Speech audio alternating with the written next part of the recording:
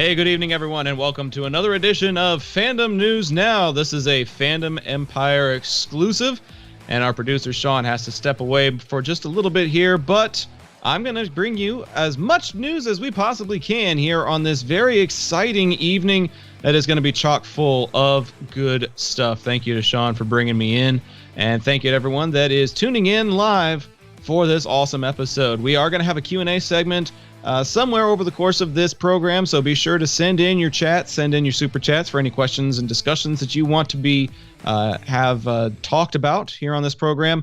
But in the meantime, we've got a lot to cover, including stuff like Star Wars, Game of Thrones, Marvel, and more. If you were listening to Fandom Empire Live, you heard us talking about this just a few moments ago, but we're going to be continuing the conversation just a little bit.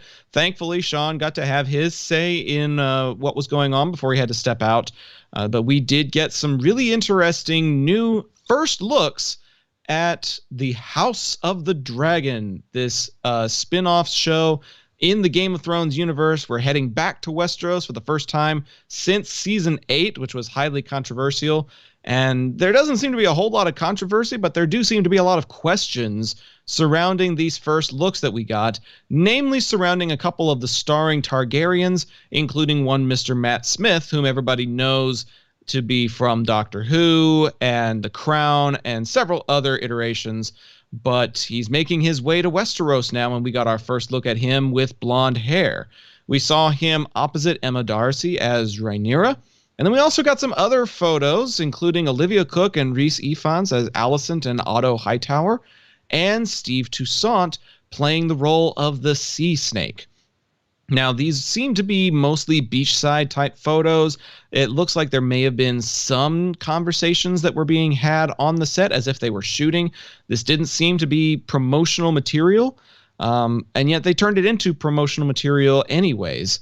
And what's interesting the most about these photos is they come concurrently with a potential renaming / rebranding of the House of the Dragon social media pages. As was previously mentioned on Fandom Empire Live, things have kind of changed with some of the cover photos and titles in the descriptions saying things such as Game of Thrones, the House of the Dragon, meaning that they're trying to take advantage of the Game of Thrones name in order to market this new material, almost like Rogue One, a Star Wars story, or even Star Wars, the Clone Wars. You include the main title of the overarching franchise in order to give fans some context as to what they may be watching. Now, even though filming and table reads have only just begun, there does seem to be an indication that filming could end up wrapping by the end of the year, which means we could end up seeing this show in 2022 as expected. The show is being run by Miguel Sapochnik, among others, and for those of you who know Game of Thrones, he was the director of iconic episodes like Hard Home, Battle of the Bastards, and The Long Night. So, dragons, it's right there in the title. And then someone with the caliber and production talent of Sapochnik kind of heading things up. There's definitely a lot to look forward to from this upcoming franchise. Oh, good. Zach's not delaying. It really fucks with my OCD. Thanks, Toronto Freddy. Appreciate the love. Ironically, I switched to my computer's webcam, which apparently is better quality than the fucking webcam that I purchased. So, it's great. I love spending $150 on something I don't end up using. It's wonderful. Okay, let's move on to some other interesting news on the Disney Plus front. We got an announcement earlier this week that Loki is actually getting moved up. And not only is it getting moved up, it's going to be moved up on a fairly consistent and regular basis. The show was originally slated to debut on June the 11th, and it has been moved up to June the 9th. Why, you may ask? It's because of the success of The Bad Batch. This first episode that was 70 minutes in length, Aftermath, appeared on a Friday on Disney Plus, and all of the future episodes are also set to occur on a Friday. And so with this 16 episode slate of The Bad Batch looking to happen every week, The runners of Disney Plus decided not to compete with themselves and are now going to be debuting episodes of the TV show Loki on Wednesdays. By our estimations here at Fandom Empire and on other social media platforms, there are going to be enough TV shows that are scheduled to have those types of weekly releases on Disney Plus that we could eventually end up seeing new episodes of a television show or original series making its way to Disney Plus every day of the week. Obviously, Fridays have been the most successful with shows like WandaVision, Mandalorian, and The Falcon and Winter Soldier, all airing their new episodes on Fridays. The Bad Batch is continuing that trend, but Loki makes the first time that a show is going to be not only debuting on a Wednesday, but airing its episodes weekly on a Wednesday as well. The Bad Batch's success is been pretty much confirmed over on Rotten Tomatoes. I just took a look at it, and season 1, which only has 1 episode so far, and I believe the critics have only seen the first 3 episodes. The first episode has helped it gain a 96% audience rating, and the first 3 episodes of this 16-episode series have garnered a 93% critic score. So Rotten Tomatoes, giving The Bad Batch a good review, has ended up causing a live-action show like Loki to get slid into the Wednesday slot. So be on the lookout for that on June the 9th. One thing to also look out for, Tom Cavanaugh and Carlos Valdez have both confirmed that they will be leaving the CW's hit TV show The Flash after the 7th season. We all know them from the very first seasons, and honestly, I feel like Carlos Valdez is a character that people have been keeping up with since the show's inception. But even though the CW has confirmed that The Flash has been renewed for an 8th season, even though no word come out yet about whether that's going to be the final season or not, even though this 8th season has been confirmed, it has also been confirmed that 2 staples of the show that have been around pretty much since day 1 are now confirmed to be departing from the show at the conclusion of this 7th season. There wasn't a whole lot that was put out there on social media. There wasn't a whole lot that was made known through the CW's public relations staff. You can probably find some tidbits here and there if you know where to look, but it is expected that both of them are going to be getting send-offs at the conclusion of this 7th season or sometime during this 7th season in order to give closure to their characters. Circling back to the previous article, Toronto Freddy says that he is looking forward to Loki. I am as well. There's definitely a lot in there that could be expanded upon, and I think it will be. The question is to what degree. And, depending on how many episodes it's got, I forget how many it is off the top of my head, but there's definitely room in there for a lot of storylines, and it'll be interesting to see just how far they take Tom Hiddleston's character. So yeah, be on the lookout for Cavanaugh and Valdez to both be departing from The Flash. If I'm being totally honest, I'd quite forgotten that this show was still even running. That's how long this show has been going on. I probably stopped watching around the 4th season or so. It just seemed like they were rehashing old material. They were having a hard time coming up with something original. The crossovers weren't quite as impressive as I guess I had hoped that they would be. And all of that just kind of led to a very unimpressive performance and a very unimpressed me deciding it was time to move on with my life and start watching other things. So I feel like the ratings are such that this type of decline could lead to season 8 being its final season and not by choice. So be on the lookout for that season 7 and season 8 on the horizon. But season 8 will be without a couple of staples. Talking about appearances in certain iconic franchises that have been around for a long time, Spider-Man has been around for a very long time, even though it has seen several different iterations, including Miles Morales in the animated form with Into the Spider-Verse. But one such iteration in the form of Andrew Garfield is trying to swear up and down that he's not making an appearance in the new Spider-Man film starring Tom Holland. In fact, he went so far as to say during an interview on a podcast, "I feel like I'm in a game of fucking werewolf, where I say, I'm not the werewolf. I promise you I'm not." And everyone is like, "You're the werewolf. It's him." So here's my 2 cents on this particular take. And this is only because Sean isn't around to stop me. I think he's going to be in it. I really do. And here's why. There are a shit ton of legally binding non-disclosure agreement contracts that you have to sign in order to be involved in a Disney/Marvel project. Like a lot. And so even if he was in this film, he's not going to tell us. In fact, he will vehemently deny it more than he will confirm it, because unlike Alfred Molina, Garfield's career hasn't exactly been amazing since the Amazing Spider-Man films. Yes, pun intended. And he kind of needs this job. So if he's appearing in it, then this is a big role for him. It's a big opportunity for him.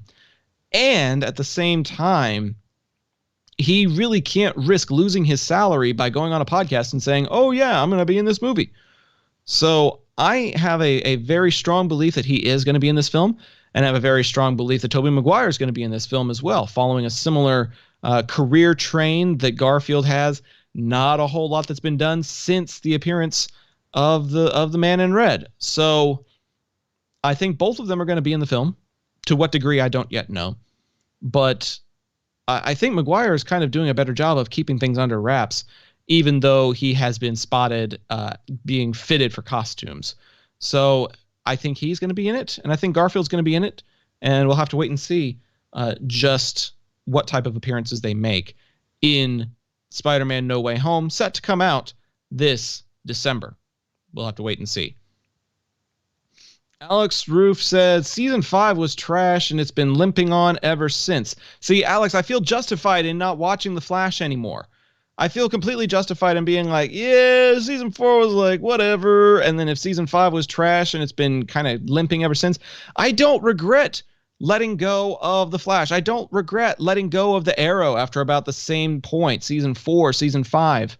I don't regret leaving Supergirl after like Season 2. I know we've got a long-time viewer, Kenny, who swears up and down by that show. I'm sorry. I just never saw much to really get into it. And that's part of the reason why I'm hesitant to watch Superman and Lois. You know, as much as people say it's completely different, the CW's track record with superhero shows is, you know, maybe 2 seasons of good, a season or 2 of and then anything after that is just crap. So I'm having a hard time actually being convinced that that's something I need to invest my time in. Toronto Freddy says in the chat, he says he didn't get a call, but there are plenty of other ways of communication out there. That's very true. Just because you didn't receive a phone call doesn't mean that somebody didn't approach you in person, didn't try and email your agent to meet him in person. Wording can be very specific, and sometimes that specific wording is part of what helps set the stage for whatever appearance he could end up making. So be on the lookout for that this December. I definitely think that is on the horizon.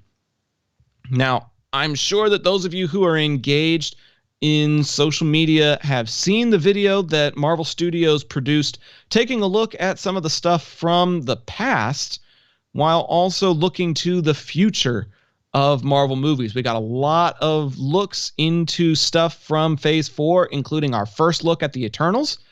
And there are a couple of Game of Thrones alumni that are now in the Eternals.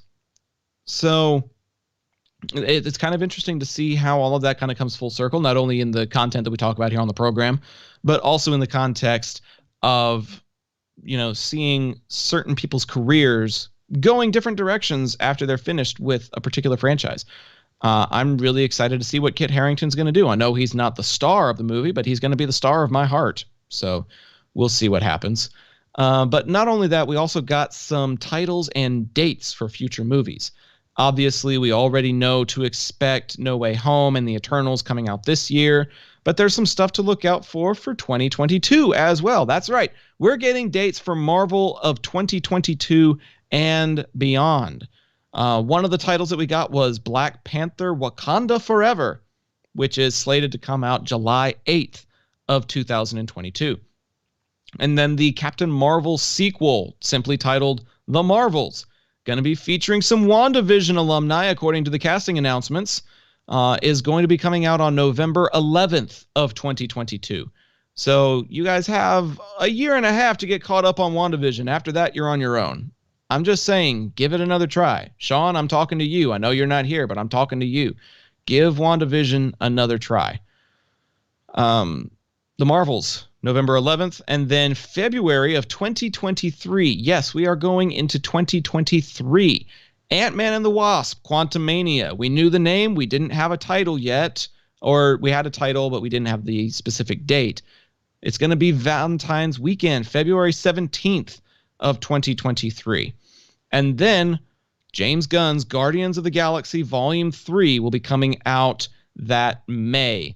We just celebrated Cinco de Mayo. Happy Cinco de Mayo to those that celebrate, and happy 16 de septiembre to those who actually celebrate Mexican independence and don't look for ways to get fucking drunk for no reason at all. Ugh. People are idiots in Texas. I'll just put it that way. But May 5th, 2023, we'll definitely have plenty of reasons to celebrate Cinco de Mayo in a couple of years. I still find it amazing that they can look 2 years into the future and even beyond that and have a slate of movies ready to go. So yeah, Black Panther Wakanda Forever, July 8th. The Marvels, November 11th, 2022. Ant-Man and the Wasp, Quantumania, February 17th, 2023. And Guardians of the Galaxy Volume 3, May 5th of 2023. So those are all things to be on the lookout for.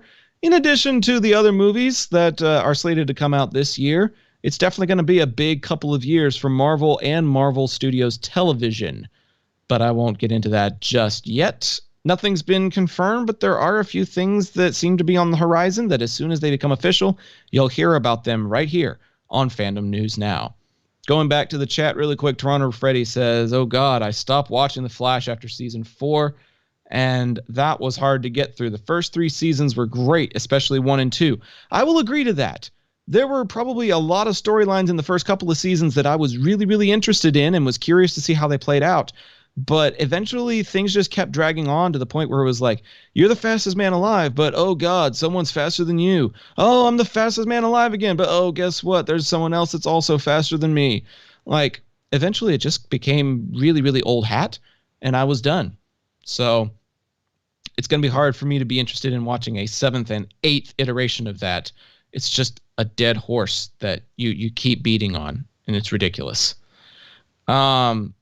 The Halloween Kills poster, that's the username. Halloween Kills poster says, I'm coming. Boy, I'm so glad that we understand the context of that. Just leave it at that. Wayne says in all caps, ha ha ha, love Cinco de Mayo, but I stayed sober this year. You and me both, my friend. I actually had a lot of studying to do. I'm pursuing my master's degree in mass communication, and yesterday was one of 2 days that I actually had available to study, and tonight's the other one, ironically. Soon as this is done, I'm hitting the textbooks, which is just crazy to think about.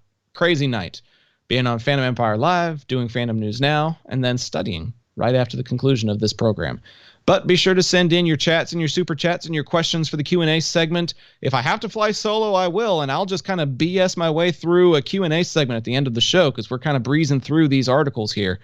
But, yeah, be on the lookout for that. And be on the lookout for something official from Stranger Things. They posted a teaser trailer today, just a teaser, but no full trailer and no release date. We are officially past 2 years since season 3 happened, and even then, they looked like they were really, really grown up. I really don't know how they're going to do anything beyond Stranger Things 4, because they're probably going to be all too old to do anything. These kids are 18, 19 years old. They're grown-ups now. The baby faces that you saw in season 1 don't exist anymore. And this type of flashback going back to Eleven's days when she was still at the Hawkins lab, it's very interesting to be able to have that flashback, but it's also frustrating that they're going that far back when the kids are getting this old. Like, we got a Valentine's Day teaser, I want to say 2 years ago, where they confirmed that Hopper was alive somewhere in Russia. And then it went silent after that. Haven't heard squat. Then we get this teaser for season 4 where there's this key phrase, 11, are you listening? But yeah, I'm listening. I'm waiting. I'm watching. And you just haven't done anything yet. That's the thing that's so frustrating about this teaser is it's a minute and a half of fucking nothing. Nothing. There is nothing about this that intrigued me other than the fact that we finally got something out of them. It's like when you get ghosted by somebody and you just keep incessantly texting them and then they finally text you saying, go away. Like, at least we got some kind of reply. They acknowledged my existence. People have been asking for Stranger Things content for years, literally years. And this is what they reward us with? Fucking no. I'm getting ready to be completely done with this franchise because it seems as if they have no regard for their fan base. And even the Duffer Brothers have confirmed that they're probably not going to go beyond season 4, maybe season 5 to complete their storyline. And honestly, I'm kind of glad for it. I don't mean to rip this show to shreds because if you listen to our reviews on the IPC podcast, we just raved and ranted about how great this show is. But eventually there comes a time where you just have to you have to let something go, even though you love it. And I love these characters. I love this premise. I love how different it's been from other television. But to give us a minute and a half of basically nothing, I know Toronto Freddy says it's 11's origin, but I'm not interested in that, really.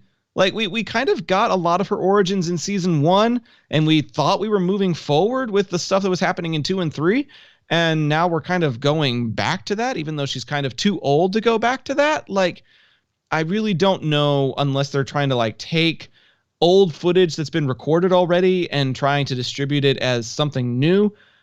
I don't really know where they're going with this, and I don't know if I care for it. So, yes, we finally got a Stranger Things teaser, and there was news out there on social media, Twitter especially, that was talking about, oh, Stranger Things 4 news coming out tomorrow. And I got all excited, and I put it in the notes, and I got up this morning to watch it, and oh my gosh, it was god-awful. And so I'm not excited for this, and it hurts me to say that because I wanted to be excited for this and I couldn't be. So yeah, we got it, but it really doesn't matter that we got, because this teaser literally means nothing to me. We have no full trailer expected. We have no release date expected yet. I really don't know if I'm supposed to feel excited and I'm just being an asshole for not, or if there's other reactions similar to mine, because I'm not a fan. And so I'll leave it to you guys in the chat, and maybe I'll leave it to Sean, who has just made his miraculous and triumphant return. Did you even see the Stranger Things season 4 teaser? Did it do anything for you? So I have never watched Stranger Things ever. Okay, moving on then. Everyone's like, what? Fuck this. Unsubscribe. I mean, you got plenty of other good content on this channel, dude. I really don't feel like you need Stranger Things content. We'll leave that to the IPC bros if we ever decide to talk about season 4, whenever it finally decides to happen. Like, that's the thing that frustrates me. We've been waiting on this for 2 fucking years, and they give us a teaser finally, and the teaser means nothing to the show or the context or the release date. It was just there. It was a minute and a half of disappointment, which is probably what a lot of ladies say about me. But moving on to one of the other really exciting parts of the evening, if I'm being honest, and I'm glad that you came back at the time that you did, dude, because this article is one that's really, really exciting for me personally, and I know that you're a big fan of not only Mads Mikkelsen, but the Indiana Jones franchise.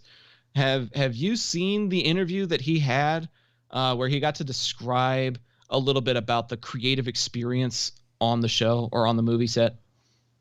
I've not gotten to read anything of it yet. It's really interesting. I'm just going to read some snippets and you tell me what you think, and hopefully people in the chat can chime in as well. He said that the script for Indy 5 is what he had hoped for when he signed on. Never mind, I did read that part. That part was really exciting. I went ahead and looked at the article and read some of the pull quotes that they found. He says, "I'm very, very excited about it. I rewatched Raiders of the Lost Ark the other day. It is so well done and so charming, and it's such great storytelling. So yes, it's a great honor to be a part of that franchise that I grew up with. I'm in a lucky position where they let me read the script before, and yes, it was everything I wished it to be. So that was just great." I just have all the confidence in the world in James Mangold. Like, I know it sucks it's not Spielberg, and Lucas really isn't involved either. But man, if you have to get rid of those two, Mangold's one hell of a consolation prize, and Mickelson's great. I am a bit worried, though, that maybe he's not the villain, and he's actually going to be Indy's buddy. I mean, it's possible, but I mean, he's played the hero in Rogue One, and he's played the villain in Hannibal, so it's kind of a toss-up as far as what he could do, because he was also the villain in the Doctor Strange movie, wasn't he? Yes, so yes, he was. He's got experience on both sides of the coin, and I'm curious to see where he ends up. He also went on to say, "I do think I'm invited in to create a character. I think everybody wants that. That's why they pick certain actors that they think can come up with certain things, and it will be a collaboration, as it always is. Interesting enough, again, a little like Riders of Justice, there is kind of a genre mix in Indiana Jones. There is something that is a little larger than life, almost back to the 30s with a Peter Lorre kind of feel. And then you have Indiana Jones, who is kind of a straight man. But he does produce a lot of funny and interesting things, and there are different character genres in some of those films." So by what I can tell from this interview, it sounds as if, regardless of what kind of expectation we may have for the characters of this film going into it, there's going to be some complexity in there that's going to change things up and make it a little bit different. I mean, I love Mads Mikkelsen, but you always got to be careful whenever you're talking to a performer, an actor or actress in a movie or a TV show, either before it's filmed or during its filming. Because I passed out last night, woke up, and somehow the YouTube video had gotten onto the making of Attack of the Clones. And there's Sam Jackson. And I like Attack of the Clones. I'm not someone who bad. Way too much green screen in that one, for sure. But Sam Jackson's like, yeah, this one, you know, I got to read the script, and it's just, you know, it's everything every Star Wars fan's going to want it to be. And it goes back to the originals, and it's a lot like, you know, what they got with the first three movies that came out. And I'm just thinking to myself, I like Attack of the Clones, but oof, no, it was not. And you know what is a performer supposed to say? I think the most you can take from it, though, is that Mikkelsen hadn't signed on before reading the script, and then signed on. I mean, money talks, and Disney can back up a Brinks truck. But the fact that he got to read it beforehand, I think you can read into that. Where I think a lot of performers, actors, actresses, you know, they'll just do anything for the money. And I'm not sure Mads is that type. Well, Indy 5 is still in its very early stages, but based on the things that we have heard and some of the things that we know about it, there's definitely reason to be encouraged at this point. Can I throw this out there before we move on? By all means. I just want, like, he said that he has some say on how the character is. It's more of a collaboration. I can tell you emphatically, if this was still Spielberg and Lucas, they might have very minimal say. But when they map something out, it's, you do it my way. This is how you do it. This is how, you know, I want it done. And maybe because we got Mangold, it's more of a collaborative thing, like he did with Hugh Jackman. You know, he was very collaborative with Hugh Jackman.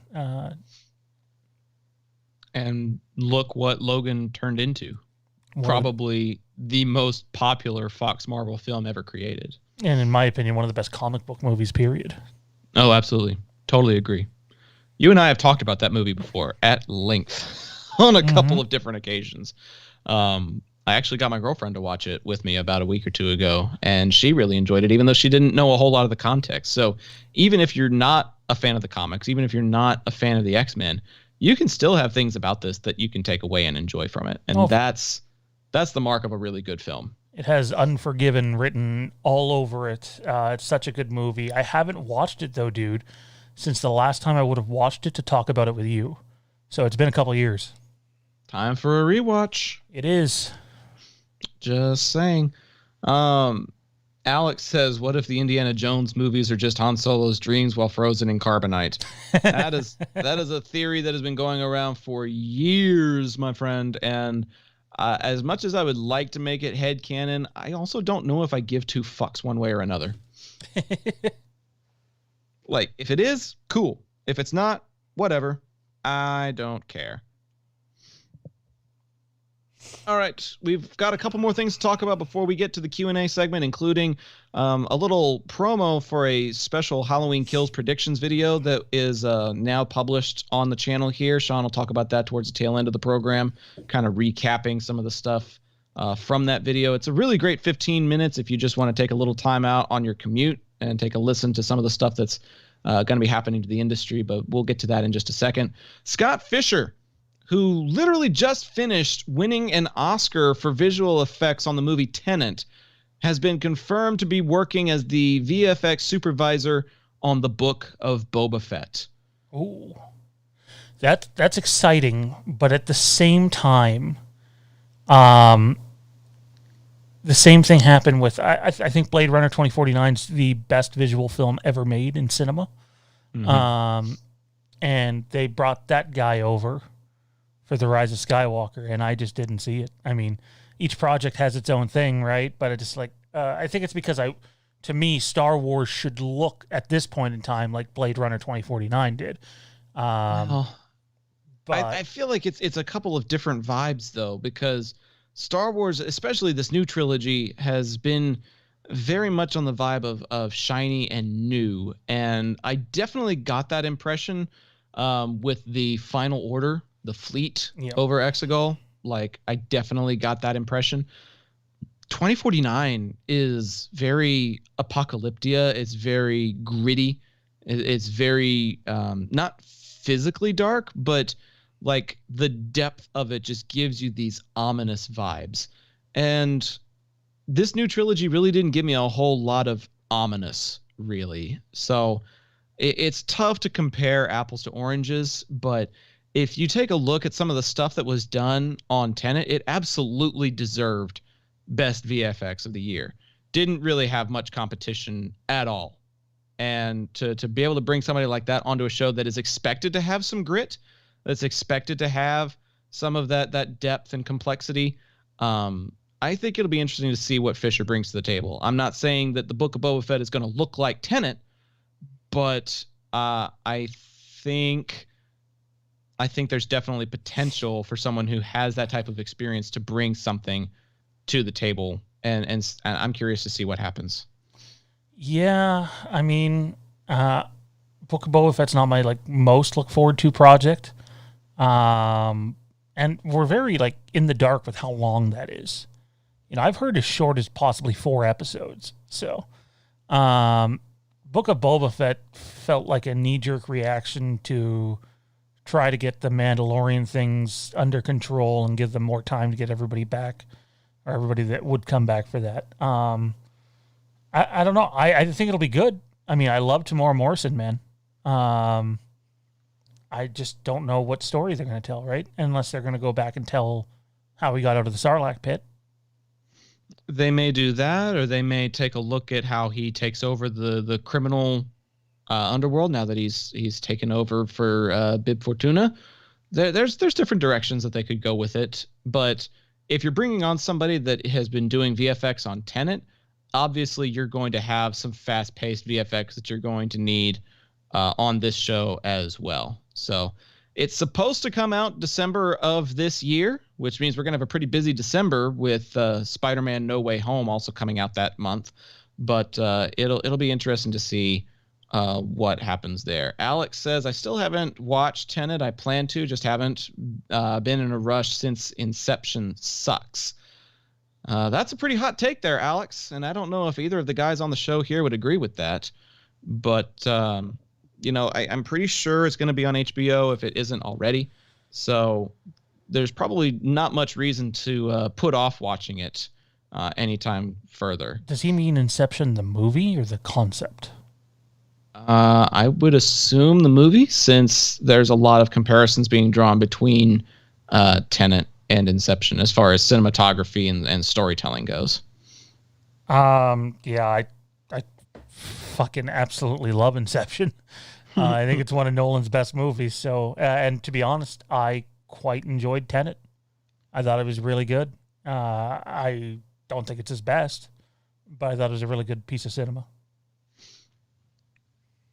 All right, one other little fun fact that really isn't going to require a whole lot of time, so we'll get to some of the other stuff that's happening here on the channel. Jason Statham has confirmed to a couple of different media outlets that The Meg 2 is going to be filming in January of next year. I personally really enjoyed The Meg. I feel like it's a tribute to Jaws set in the modern times. And I'm excited to see that there's going to be a sequel, because I'm a big shark aficionado, and some of the stuff they did in that movie was actually pretty cool, pretty exciting. And so, filming for The Meg 2 starts January of 2022. Now, Sean, for people who haven't seen the new pre-recorded video yet, I got a chance to watch it. I thought it was pretty badass, and I'm not really as connected to the Halloween universe as the rest of the channel is. But you gave some predictions on that video, and maybe you can share a little bit about, what kind of updates, if you can call it that, you've been providing on what to expect from the movie that's coming out later this fall. So when I say predictions, we don't give predictions on what happens in the movie, because we've read the script. I literally have the script right here in this binder. And a lot of, basically almost every YouTube channel, maybe not everyone, but a lot of them have read the script too. So it'd be unfair for us to be like, let's predict what happens in the movie. That'd be a good way to spoil everybody. For me, it was about, let's try to, take what knowledge we have and, guesstimate when and what certain things are going to do. Like, when's the poster coming? When's the trailer coming? We did hear some rumors about NECA, so we threw that out there, and that was strictly rumor, and we got into it more tonight on Fandom Empire Live, and basically that was just that they might, that it sounds like there's going to be 4 or 5 figures in the Halloween Kills line, that it could include 2 different Michael Myers, one from the current time, one from 1978, which is great because there's not actually a 1978 NECA. I think it's a licensing thing, so that's a clever little workaround there. And believe me, people are going to buy the shit out of that. And we also talked about how we thought the movie would be received and what it would do at the box office, and when Halloween Ends is slated to begin filming, and we believe that's December, although some say September. We believe it's January, some say September. And then in terms of how the movie is going to be received, the way horror movies are treated critically is, no matter how good the sequel is, it's probably not getting as rated as good as the one before. So while I think on paper Halloween Kills is a much better film than Halloween 2018, and I like 2018, I think critically it won't be received that way. All those things and a couple of more that he kind of conveniently omitted are all on that little 15-minute video, and we'll try and get the link and post it in the chat here for you guys, so that if you want to take a look at this after this show is over, you may do so. Sean, I believe you probably have quicker access to the link than I do, but yep. We'll try and pop that in the chat before we pop off for the evening. And we're pretty much at the point for our Q&A segment. I asked folks in the chat for it. Haven't had as many live viewers tonight as we've had in the past, but we appreciate everybody that's been a part of this evening with us. I'm sorry, Sean, did I cut you off? No, I interrupted you. Neither show did. We didn't have normal numbers at Fandom Empire either tonight, so or Fandom Empire Live, pardon me. Just kind of an off night, perhaps. Who knows? When you still fun, been doing it.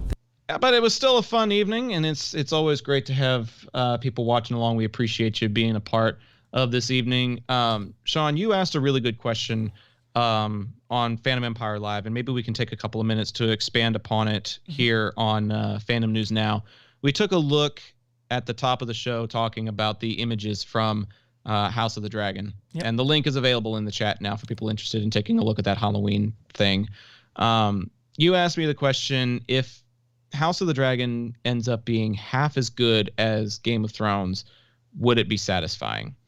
And I said no, you said yes. I'm curious for a little more details as to why you say yes. Not just because 50% of Game of Thrones is better than 90% of TV. You mentioned that previously, but like literally take the quality that we've gotten from Game of Thrones and slash it in half. We get half of the great zingers. We get half of the great storylines. We get half of the awesome action fight scenes. And those action fight scenes that we get are half as good as the ones that we've watched in the show. Do you really believe that a 50% quality is still going to be watchable and worthwhile in the grand scheme of the Game of Thrones franchise? I absolutely think it'd be absolutely watchable and worthwhile. Do I think it would hit like Game of Thrones did? No, of course not. It would be for those that really love the Game of Thrones franchise and realm, if you will, and just want to continue the stories that happen in that universe.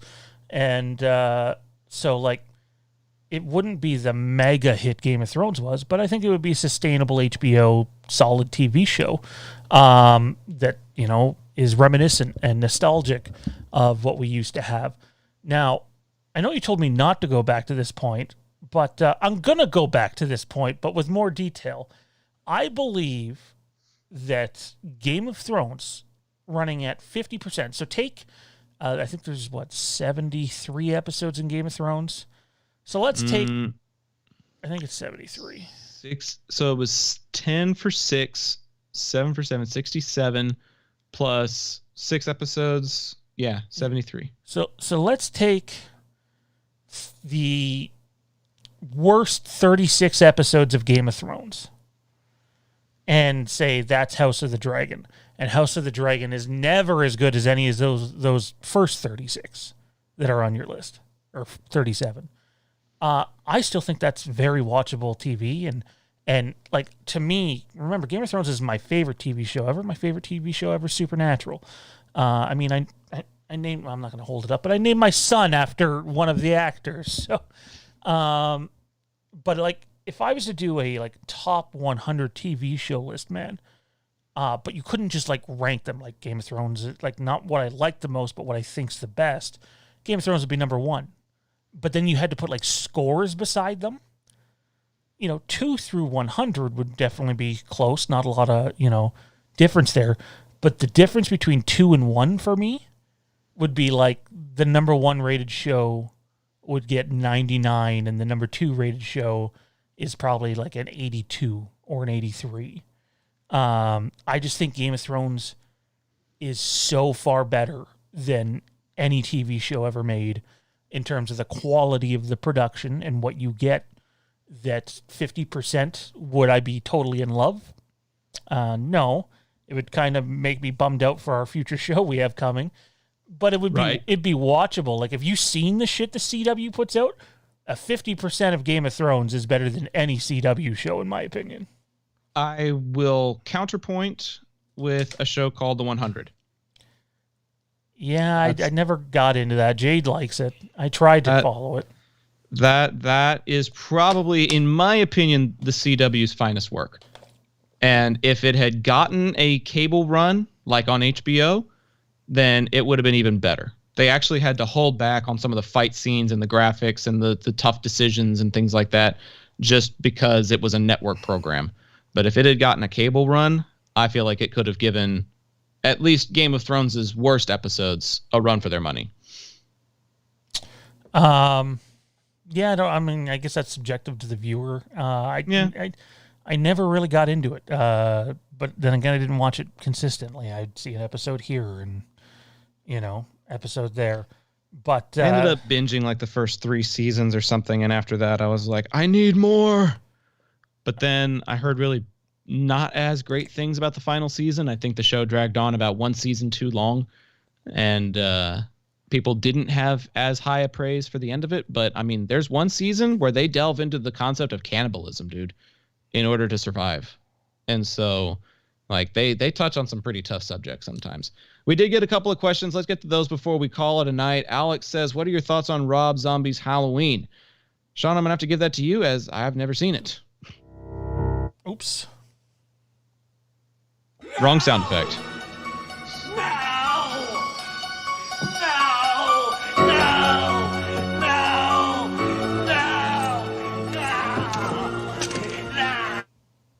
That about covers my thoughts on Rob Zombie's Sum Halloween. it up for you. Yeah. Although, fun fact, in my bathroom or washroom, whatever you want to call it, as you're sitting down on the shitter or standing up, on the wall, I have a photograph of Malcolm McDowell from that movie playing whatever that was as Dr. Loomis. And actually, there's two of them side by side, and one says, I said 2%. His line from the movie when his assistant gets his fucking coffee wrong or tea wrong. And then the other one is, it's like McDowell going like this, and it says, I sell the sizzle, not the steak. And I think that H2 is a guilty pleasure for me, man. I think it's a terrible movie. It's probably, H2 to me is probably what Zombies is to Zach. H2 is the Zombies of Halloween that you just got to keep watching because it's so bad. I need to get through the rest of the franchise eventually, but I got movies on my movie shelf that I bought because they've been critically acclaimed or whatever that I've never actually gotten to see. So there's plenty of content out there for me to get caught up on. That'll include the Halloween franchise at some point. Solid Saturn, last question of the evening. What do you think will be the better film? Kills or Ends? I don't know enough about Halloween Ends to like answer that. That'd be like me asking Zach, what's going to be better, all of The Mandalorian or Kenobi, which has only been filming for like a week. So, right. You know, I don't know. You know, you hear rumblings. I think Halloween Ends has a problem. If there's no time jump, Halloween Ends has a really big problem, and if I had to pick, like I forced Zach to earlier for that $2 million house, I would say Halloween Kills is going to be the better movie.